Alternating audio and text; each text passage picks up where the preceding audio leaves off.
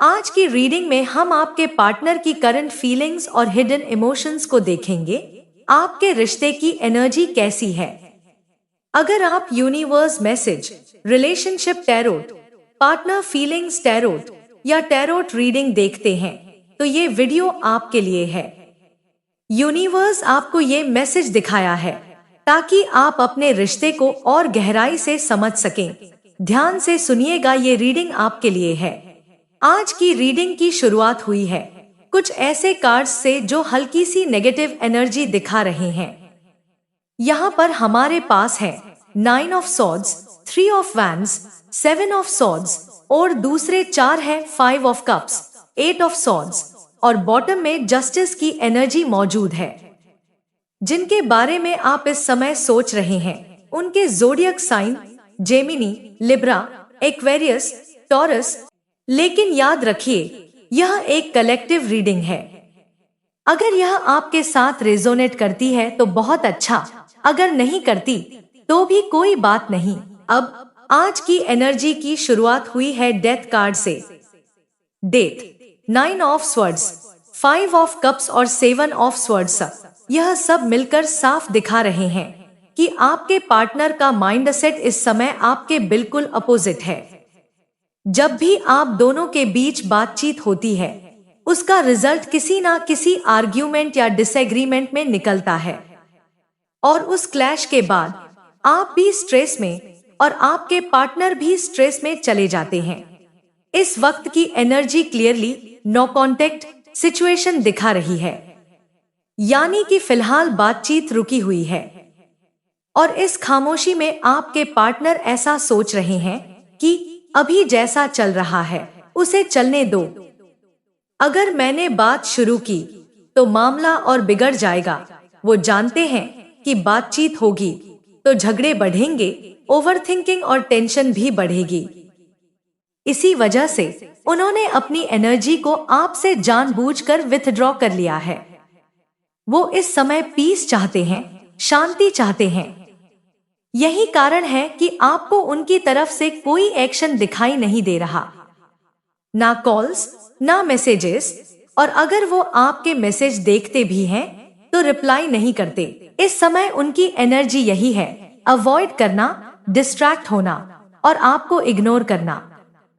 लेकिन ध्यान रखिए, ये सब टेम्परेरी एनर्जीज हैं, क्योंकि यहाँ पर कोई परमानेंट कार्ड नहीं है तो यह फेज ज्यादा लंबा नहीं चलेगा।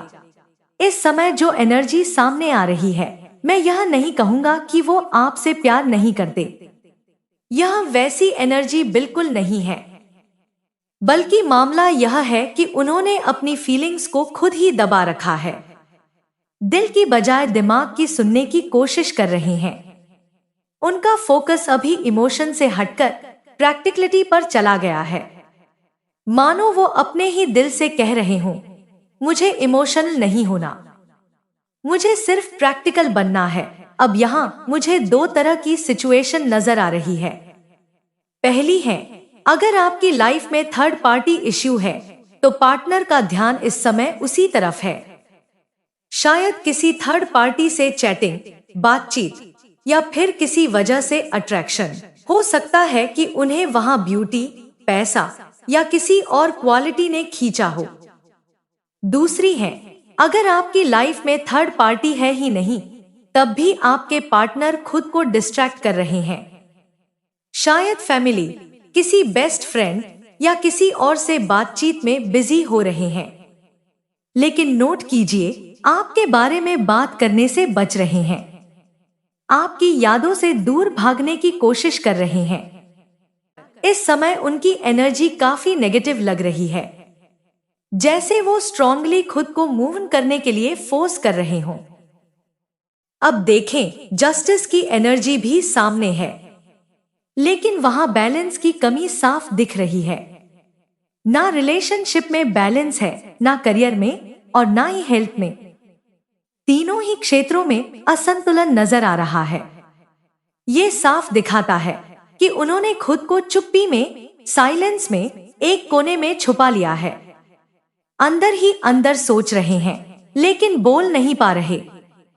अपने आप को मूव ऑन कराने की कोशिश कर रहे हैं। कहीं ना कहीं ऐसा भी है कि उन्होंने आपसे कुछ कड़वा कहा होगा और अब वही बातें उन्हें अंदर से काट रही हैं। आउटसाइडर जैसी फीलिंग भी यहाँ दिखती है। लेकिन भाई याद रखिए, यह सब टेम्परेरी है।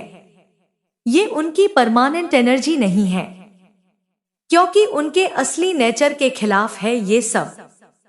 दिल तो साफ साफ कह रहा है, जो तुम कर रहे हो वो गलत है, तुम गलत दिशा में जा रहे हो। लेकिन वो दिल की नहीं सुन रहे, बस फ्लो के साथ बहते जा रहे हैं। असल में इस समय वो अपनी फीलिंग्स को दबाकर अंदर से घुट रहे हैं, एक्सप्रेस नहीं कर पा रहे, लेकिन अंदर ही अंदर बहुत कुछ महसूस कर रहे हैं। तुम मेरे लिए एक आदत बन चुके हो। जिस तरह तुम मेरी फिक्र करते हो, मुझे संभालते हो और छोटी छोटी बातों पर मुझे पैम्पर करते हो, मैं उन सब पलों को बहुत मिस करता हूँ। तुम हमेशा मेरी तारीफ करते हो, मेरे लुक्स, मेरे कपड़े, मेरी छोटी छोटी चीजों की, और वो बातें आज भी मेरे दिल को छू जाती हैं। तुम वो पहले इंसान हो जिससे मैं अपनी खुशियां और अपने दुख शेयर करता था, चाहे अच्छा हो या बुरा। मेरी पहली कॉल हमेशा तुम्हें ही होती थी। कभी कभी जब तुम बस पास के कमरे में होते हो, तब भी मैं तुम्हें मिस करता हूं। तुम्हारी मौजूदगी मेरे लिए इतनी जरूरी है कि तुम्हें दूर देखना भी मुश्किल लगता है। फ्रेंड, अगर ये रीडिंग आपके दिल से जुड़ी तो मुझे कमेंट में जरूर बताइए कि आपने किस तरह कनेक्ट किया। आपका एक छोटा सा कमेंट मुझे बहुत बड़ी मोटिवेशन देता है। और अगर आप भी चाहते हैं कि आगे आने वाली हर रीडिंग सबसे पहले आपको मिले, तो चैनल को अभी सब्सक्राइब करें और बेल दबाना न भूलें।